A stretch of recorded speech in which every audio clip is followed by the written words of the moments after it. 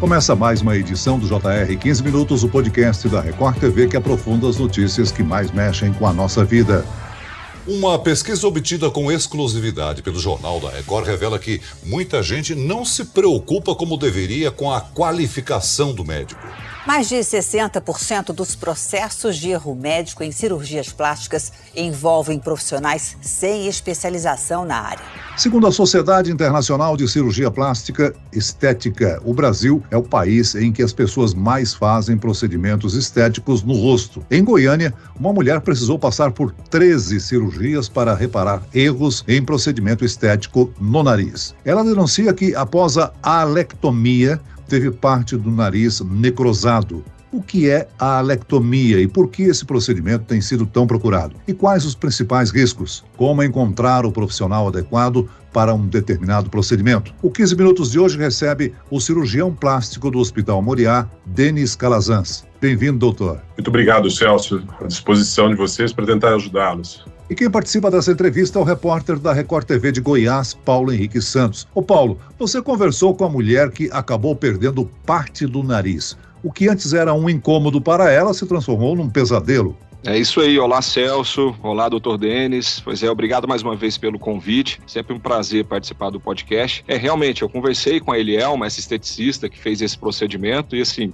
eu já fiz alguns casos de procedimentos cirúrgicos que deram errado, mas esse me impressionou especialmente porque ela perdeu praticamente metade do nariz, ficou com o rosto completamente deformado de um procedimento que seria muito simples, né? E isso para ela traz muito sofrimento, porque ela justamente é esteticista, né? Trabalha na área de estética e tem 2 anos aí que não consegue trabalhar. Doutor Denis, vamos entender um pouco mais sobre esse procedimento chamado de alectomia. Essa cirurgia busca afinar o nariz? Não, Celso. O problema todo é que se pensa na alectomia como sendo uma cirurgia única e exclusiva do nariz. Ela é uma abordagem de uma parte anatômica do nariz. E, portanto, há que se ter aí uma análise do nariz como um conjunto. Dentro desse conjunto, também encontrar harmonia na face. A alectomia não pode ser usada como sendo a única possibilidade de tratamento do nariz.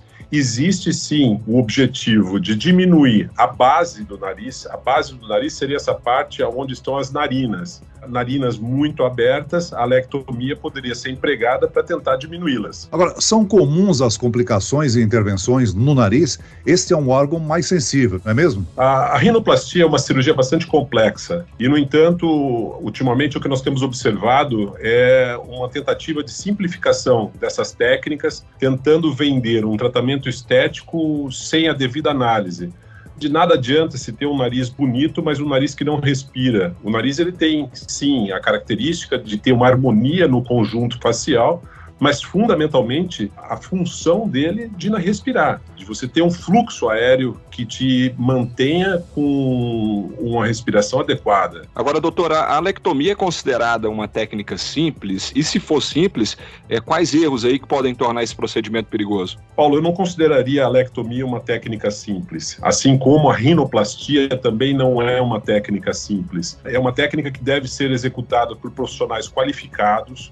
O que nós temos observado ultimamente são profissionais não médicos realizando esses tratamentos de forma ambulatorial, sem que se tenha assistência de anestesistas, sem que se tenha uma avaliação detalhada desse nariz e não só um segmento anatômico do nariz, como se pensa na alectomia. Esse caso que nós estamos aqui discutindo, é claro que nós não estamos vendo a paciente, é muito difícil para a gente opinar sem que se tenha uma avaliação direta da paciente, sem o exame direto do paciente. Mas uma complicação de tal monta, como nós observamos numa paciente como essa, indiscutivelmente a gente pode afirmar que o profissional que fez essa assistência talvez não estivesse devidamente qualificado para executá-la.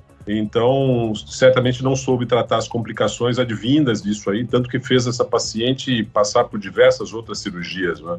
A gente imagina, doutor Denis, que alguns pacientes tenham restrições para determinadas cirurgias plásticas. Antes de qualquer intervenção, é importante um acompanhamento médico para evitar sequelas graves, né? Olha, eu não diria nem depois que se tem assistência médica. Eu acho que o tratamento cirúrgico, independentemente dele qual seja, num segmento facial, ele deve sim ter assistência do cirurgião plástico, de um otorrino, como no caso em tela, para que o paciente possa ter um diagnóstico para que ele possa ter um plano terapêutico a se realizar e não realizar um procedimento por mero modismo.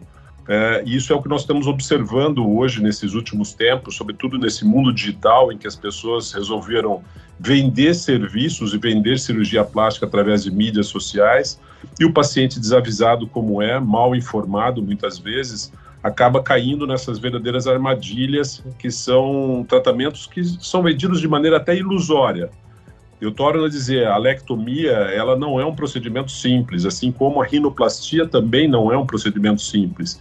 E assim sendo, ele precisa de um tratamento através de mãos especializadas. Doutor, existe, né, essa polêmica em relação aos procedimentos estéticos feitos por outros profissionais de saúde não médicos, né, como os dentistas. Nessa história que a gente está citando, né, dessa mulher que perdeu metade do nariz, quem fez o procedimento foi um dentista. Isso aconteceu em junho de 2020. Agora, como que o paciente pode identificar o profissional correto para cada tipo de procedimento? No caso em tela, falando dos cirurgiões dentistas, dos odontólogos, com todo respeito a essa classe profissional que desempenham um fantástico e importantíssimo papel na sociedade, o Conselho Federal de Odontologia já regulamentou que procedimentos cirúrgicos não podem ser realizados por odontólogos e que eles podem, sim, em determinados segmentos faciais, a abordagem de tratamentos estéticos, como os preenchedores, aplicação de toxina botulínica.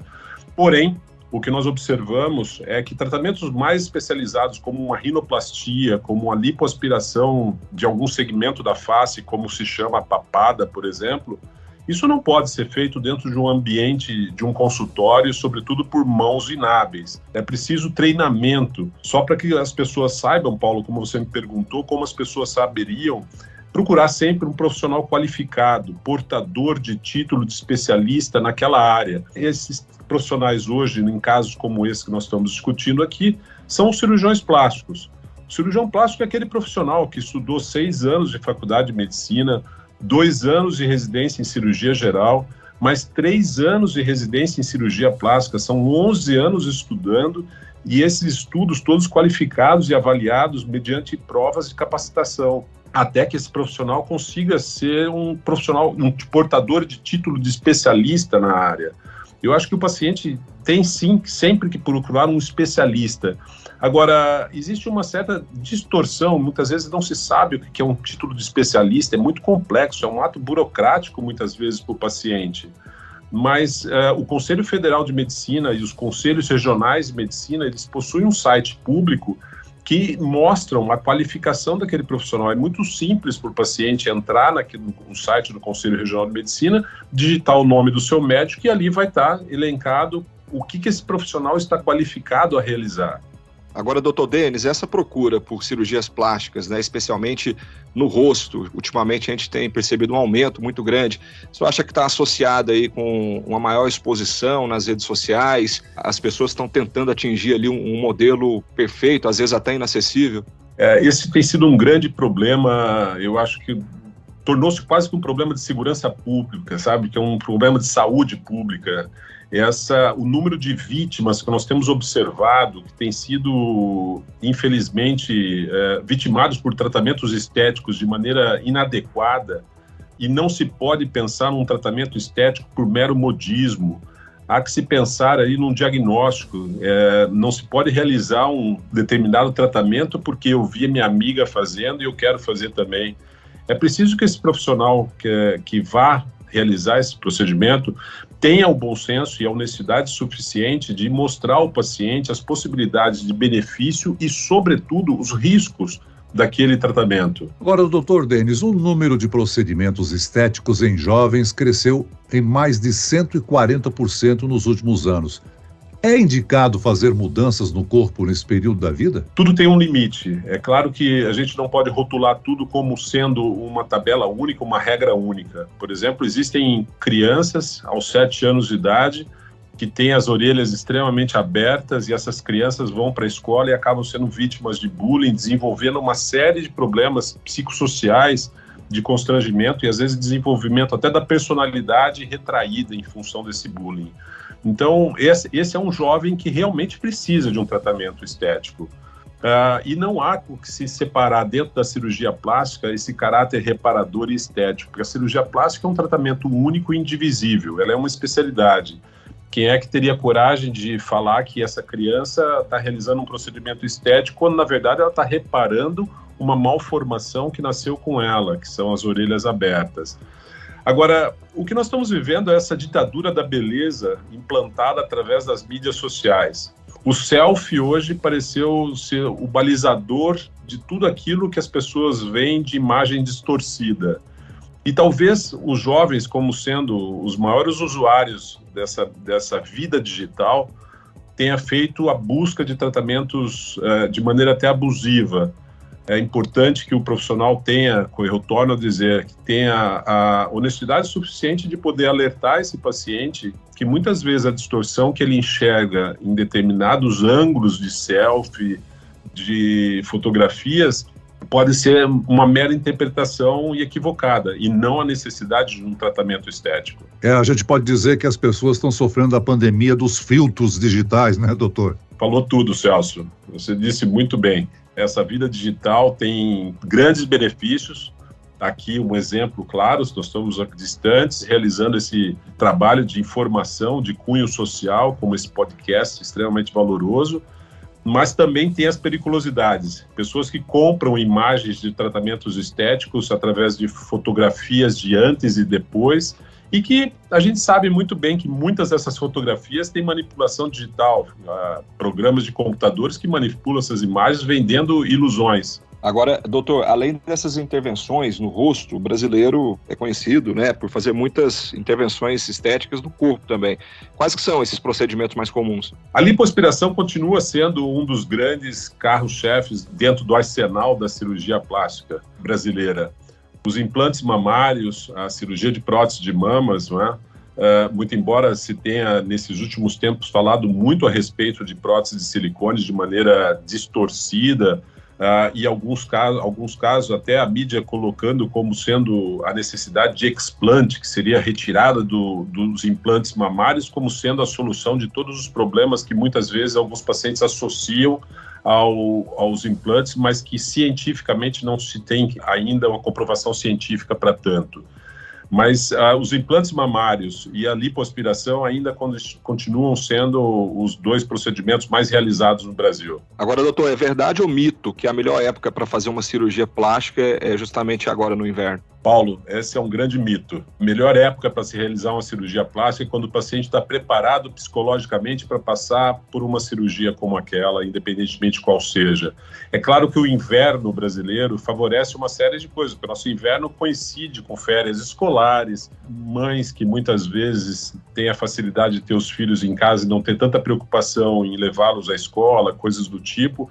A exposição menor ao sol em função do próprio inverno, embora nosso inverno não seja tão rigoroso assim, mas coincidiu-se tradicionalmente de o maior número de procedimentos na cirurgia plástica ser realizados em meses de junho e julho. Doutor, um cirurgião plástico tem uma especialização bem específica. O senhor já fez uma referência aqui onde os pacientes, as pessoas podem ter uma referência mais exata da competência do cirurgião.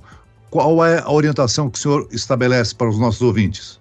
A Sociedade Brasileira de Cirurgia Plástica é o órgão regulador desta especialidade hoje no país. É ela que tem a capacidade de formar os cirurgiões plásticos, que formou boa parte dos nossos 7.000 cirurgiões plásticos que nós temos hoje no Brasil. Eu tive a oportunidade de presidir a Sociedade Brasileira de Cirurgia Plástica nos últimos 2 anos, sei da seriedade da instituição, e acho que os pacientes podem buscar esse site, que é cirurgiaplastica.org.br, e ali certamente vai se conseguir informações precisas, adequadas, inclusive o rol de membros da Sociedade Brasileira de Cirurgia Plástica, quais são os profissionais qualificados para a realização desse procedimento. Muito bem, nós chegamos ao fim desta edição do 15 Minutos. Eu quero aqui agradecer a participação e as informações do cirurgião plástico do Hospital Moriá, Denis Calazans. Muito obrigado, doutor. Obrigado, Celso, sempre à disposição. E agradeço a presença do repórter da Record TV de Goiás, Paulo Henrique Santos. Obrigado, Paulo. Obrigado você, Celso, sempre uma honra estar aqui participando do podcast. Esse podcast contou com a produção de David Bezerra e dos estagiários Lucas Brito e Cátia Brazão. Sonoplastia de Marcos Vinícius. Coordenação de conteúdo, Camila Moraes, Edivaldo Nunes e Deni Almeida. Direção editorial, Tiago Contreira. Vice-presidente de jornalismo, Antônio Guerreiro. E eu, Celso Freitas, te aguardo no próximo episódio. Até lá.